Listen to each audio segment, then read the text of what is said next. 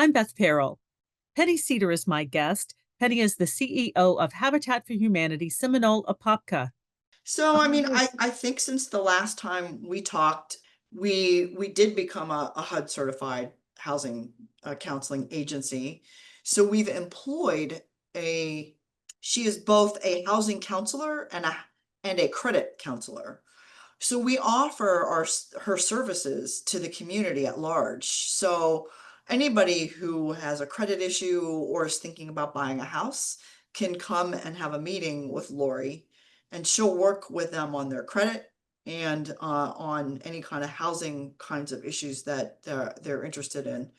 So we've really expanded our financial wellness offerings to the community. We've been expanding them for a while, but I'm really proud of where we've come in terms of being officially accredited with HUD, but also having her on staff, I think adds another dimension of possibility for not just the folks that are in our home buying program, but those that want to be in the program.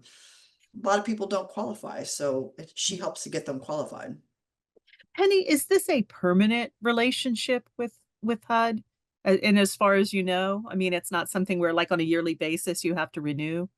We're gonna have to have certain benchmarks that we follow, certain criteria, because it's a federal designation.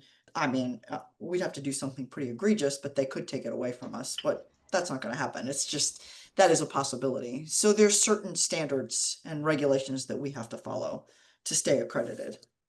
And of course, the people that reach out to you to go through those programs can feel very comfortable that you have that accreditation. Absolutely. Yeah, it doesn't come easily and it doesn't come quickly. So it's taken quite a bit of time to get accredited.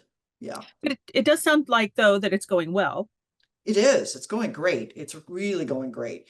And we, like I said, not only do we have this person on staff, but we've also been able to really expand the curriculum that we offer. So we've got a post-purchase education curriculum for people who have already bought a house and they find themselves in a little bit of trouble for whatever the reason is. It could be credit issues, it could be loss of a job or loss of a spouse or, part of an income stream.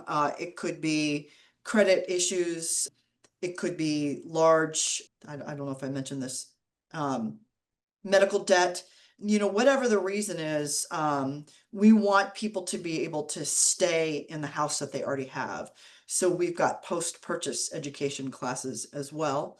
And then we've really, really expanded what we call our foundations classes. So I don't know if you remember from last time we talked, the foundations classes are the mandatory classes that our future home buyers have to take in order to qualify to buy a house.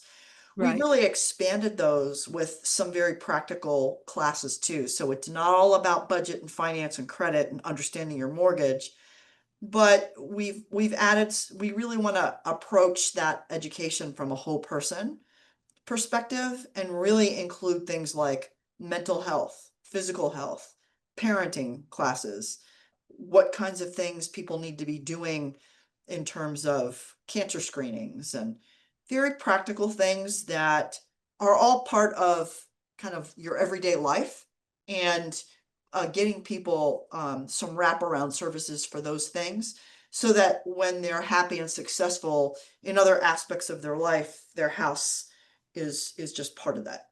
So we've really expanded those classes as well. So we've got a lot of offering, and we offer all these things to any member of the community. So they can participate and it doesn't cost them anything.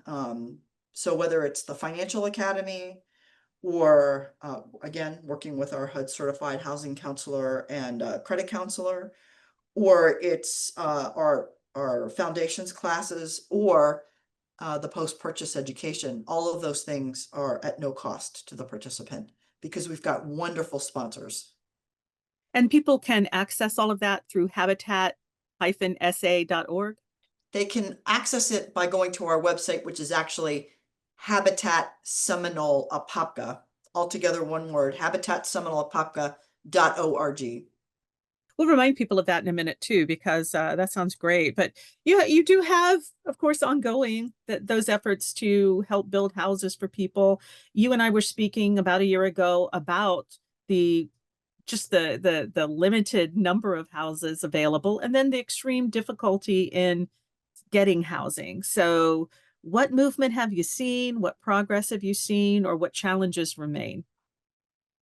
Well, I'd say the challenges that are actually growing or mounting are availability of land, still very difficult to buy affordable land that we can build on.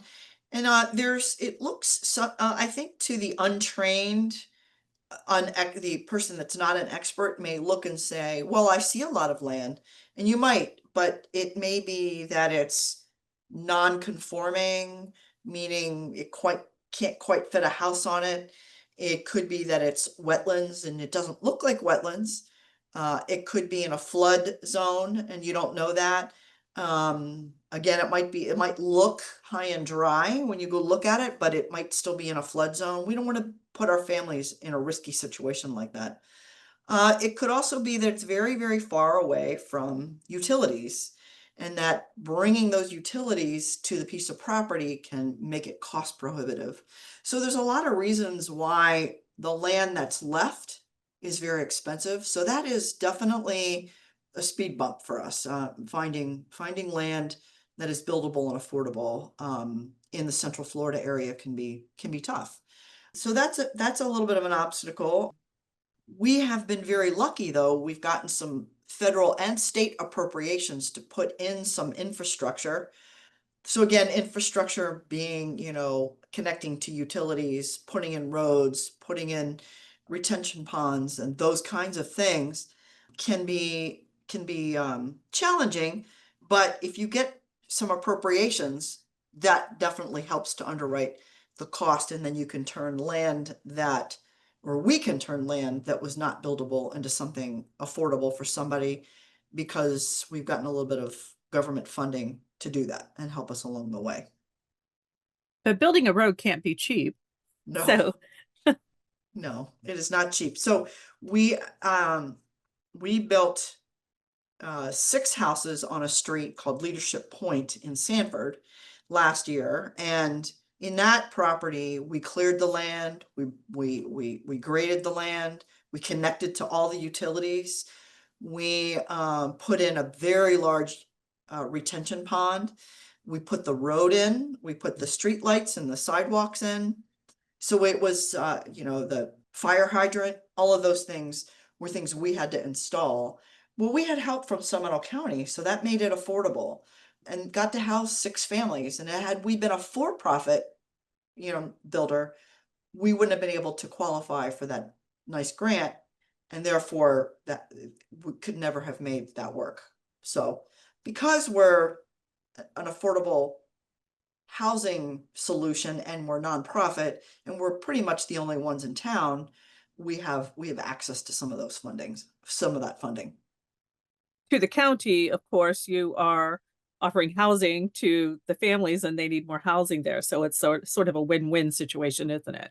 That's correct. Yep. It is definitely a win-win. Win for the county and win for us. Yeah, win for the families for sure. So tell us a little bit more about the process of getting a family into a home. You mentioned earlier they're going to go through these sort of training classes to help them understand finances and all of those kind of things. But there's more into it, isn't there, in terms of what they do once they apply and what your volunteers do. So once a potential homeowner applies, it's much like applying for a regular mortgage, really, because you have to give us paycheck stubs and tax returns and bank statements and all those kind of fun financial things. And you also have to fall in a certain, what we call area median income, which for us is between 60 and 80% of the area median income. And if you fall in that, then you can apply. And you also have to have a minimum credit score of 640. So as long as you meet those initial requirements, you can probably apply. We're going to look at things like debt to income ratios. also important. That's a reason why a lot of times people don't qualify, and then they go work with Lori on a budget and on their credit and bringing down some of their debt, and then they can reapply for the program. But it is very much like applying for a regular mortgage. And then once we determine that they qualify on based on income, their debt is in a reasonable area, their credit is reasonable, and then they can get accepted into the Habitat home buying program. And so once they're in, then they've got a requirement of sweat equity. So the sweat equity is kind of like the way you and I have to come up with a 20% cash down payment. It's a non-monetary down payment. So our families aren't going to be able to save that kind of money, but it does show a partnership. So they take the classes, they take the foundations classes, they have to take those. And then some of them opt into some of the other classes that are available because it gives them hours. And then they help to build their house and their neighbors' houses. If their kids are getting straight A's or perfect attendance or an approved nonprofit organization that is a charitable organization, some of their hours can count towards their family's sweat equity. So that willingness to partner is really, really important. So it's always based on those three criteria. Does the family have a housing need? Do they have the ability to pay a modest mortgage? And do they have the willingness to partner with Habitat? And if the answer is yes to all of those, then they can pick out a lot and where they want to live, and then we start building their house. So how many people, though, really can't get through those requirements, and how do you guide them?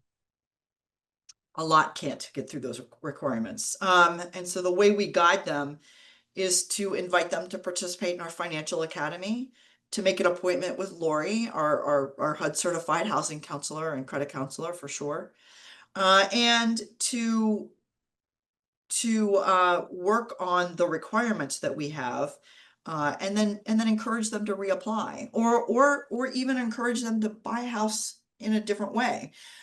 But we offer a lot of services, and I would say a good majority of people that apply for the program don't qualify at first. So a lot of our best home buyers don't qualify. They go through a process and then reapply and get accepted into the program. So they might be putting a couple of years into this. At some of them have, and some of them do, yes. Yep. But it really shows a lot of grit, and a lot of commitment and dedication to the process. Yeah. So what's the other side of the coin in terms of getting that house built? Is that a lot to do with the volunteers? Really, it's a lot to do with donors. Hmm. Back to the expense for land, very expensive to buy land, and land being the biggest factor really in housing costs, and getting that built, and then just dealing with the municipalities, getting approvals for things. We've really gone from being an infill construction company to being a developer, and really taking a raw piece of land and turning it into a neighborhood, a little subdivision. And that's a totally different skill set, and with costs that are higher and a lot more challenges. And you need a lot of cooperation from your local municipalities. You've got to have a real desire from the leadership to want to have affordable housing in the area. And so that can be a real challenge. And what progress are you making with that in terms of, I know you must plan a year or two out on what you're going to try to achieve. We have an amazing collaborative relationship with Seminole County and Orange County. Where it gets very tough is inside the city of Apopka and inside the city of Sanford. because then you're dealing with that local municipality within the county that can be a real challenge. And you're working with, government employees where oftentimes they're not staffed up enough. They don't have enough experts in certain fields where you need to get approval for a subdivision, for utilities, for building permits, for environmental reviews and that kind of thing, and they're short-staffed. And so that can really, really, really slow down progress. And in slowing down progress, time is money, especially in construction. And so it can really drag the timeline out. Is it different for different habitat chapters then in terms of, what challenges they face and or how they can get things done? The answer is yes and no. There are across the US network, across the United States, there are 1,100 separate and distinct habitat affiliates, and no two of us are alike. And each one of us has unique opportunities and unique challenges. And I would say that most habitats have similar challenges to what we're having. Depending on the size of the habitat affiliate and the area that they serve, certainly some municipalities are much easier to build in than others. When we build in Seminole County outside of city limits, it's easy breezy.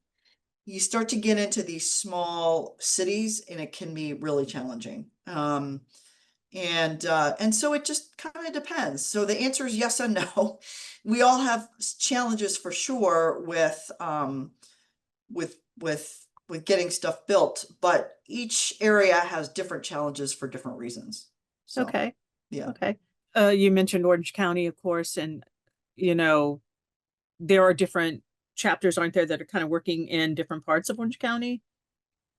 There are actually 4 habitat affiliates that work in Orange County. Okay. There is a small West Orange habitat affiliate. There is us, we're Seminole Apopka in the Apopka part of Orange County. There is a very small grassroots Winter Park Maitland habitat affiliate that's in Orange County. And then there is another habitat that has some of Orange and all of Osceola County, and they call themselves Greater Orlando, Osceola. And And do I you think their anyway name, coordinate with each other or no? no. And I think the Greater Orlando Osceola kind of is a misnomer because they're really not Greater Orlando. They're Osceola and part of Orange. Okay. Okay. And so you have your distinct territories and you're not really dealing with things in the same way? That's right. That's right. Yeah. Yeah. Okay.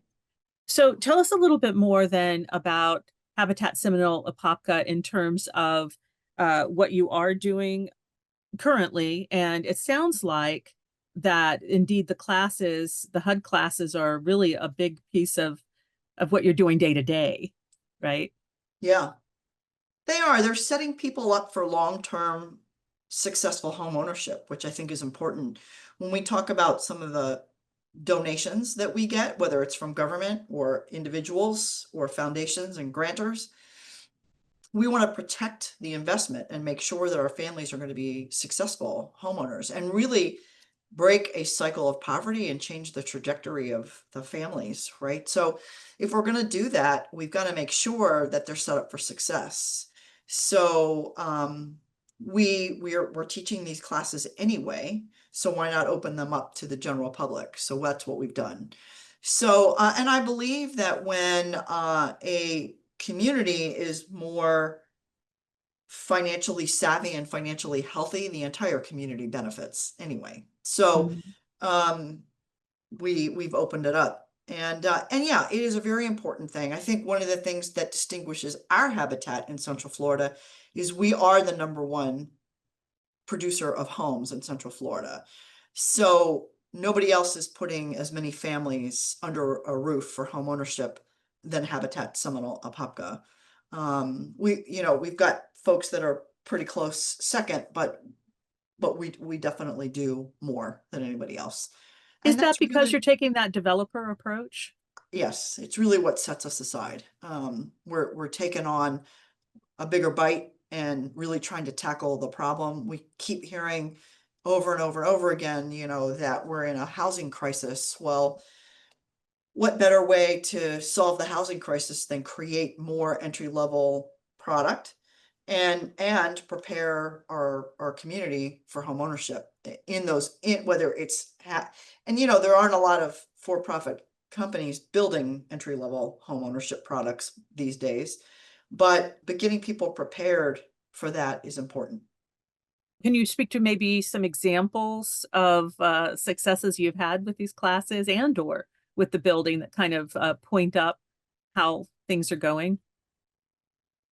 Yeah, I'll give you a really good example. I've used this before, but um, almost 15 years ago, was shortly after I'd started with Habitat. One of the first homeowners I got to serve was living in Section 8 housing. And she applied for the Habitat program, and this was before I got to Habitat. This affiliate didn't have any money to build any houses. So she still tried to apply for the program. She got turned away because her credit was bad. She went and she worked on her credit, and she reapplied for the program at the time I started. And at that time, I was able to raise enough money to build some houses.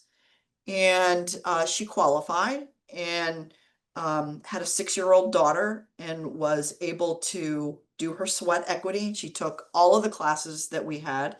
And really, she talks about how taking those classes changed her life. So she was able to put together a budget and stick with that budget. She had to clean up her credit, and then she knew she didn't want to have her credit move backwards, so it never did. And she got into her home, got off of public assistance, no more food stamps, no more Section 8 housing. Now she had a very affordable, modest mortgage to pay every month. But what couple of things that she learned was that it was very important to put together a will. And so she did. We had an attorney who put together her first will for free. She was doing that for all of our Habitat homeowners when they first came into the program, and she kept it up to date. And then the other thing she learned about in our classes was the importance of opting into short-term and long-term disability if your employer offered that. And she did. And 10 years or so after owning her house, and her daughter had graduated from high school. And in that time that her daughter was in high school, she was able to pay for tutoring and after school activities, things that she wouldn't have had the money to do had she not had an affordable place to live and taken these classes, these financial wellness classes. But in any event, her daughter had graduated from high school, and she found herself battling breast cancer. And so she was able to dip into short and long-term disability and still never miss a beat in terms of paying her mortgage. She stayed in the house until she passed away, and she updated her will while she was sick. She knew when she got diagnosed with stage 4 breast cancer, she needed to update her will. And now her daughter and her granddaughter live in her house. So her will, what she wanted with that asset, happened. And so she was able to pass down some generational wealth to her family. And she became one of our biggest advocates, talking about to families in her area and in her circle about the Habitat program, and just really recommended some wonderful home buyers to us over the years. So she was a really good example of, you know, going off of public assistance, becoming self-reliant and and self-sufficient, and really paying it forward, and really taking the lessons that we were teaching her to heart. So I was very proud of her on so many levels. She became a very personal good friend of mine. I missed her a lot. She's just amazing. We actually named an award after her to encourage other Habitat home owners to follow along in her footsteps. She was a true lover of habitat and really walked the walk and talked the talk. So she was wonderful. Yeah. Thank you for sharing that story. Yeah. Would you go ahead and remind people how they can tap into those classes and kind of follow that lesson? Yeah, yeah. So going to habitatsemiноleapopka.org has everything you need to know about volunteering for Habitat, how to donate if you're so inclined, how to take classes, and how to qualify to become a home owner. So it's got everything on there that anybody would want to know about our affiliate and how to get involved in a lot of different ways. So yeah, it's a great resource. So habitatsemiноleapopka.org. And Penny, any final thoughts for us? Just that providing affordable housing is something that requires lots of different members of the community. So like, it's wonderful that you've got me on your show to talk about it, and to spread that word. Whether somebody gets involved as a donor or as a volunteer, or they know somebody who could qualify for a home with us, all of that matters, and it really does take a community effort. So we've got churches, civic groups, corporations, government, and individuals that really get behind the work that we do. And it's very important that we can tap into all those different resources for a robust support, I think, to really bring people to homeownership and have that American dream. The community really has to come together on a lot of different levels. So I'm very appreciative to those that support us, and always hope that we'll have more new renewed support for the housing mission that we have here at Habitat. Penny Cedar is CEO of Habitat for Humanity Seminole Apopka. I'm Beth Perrell.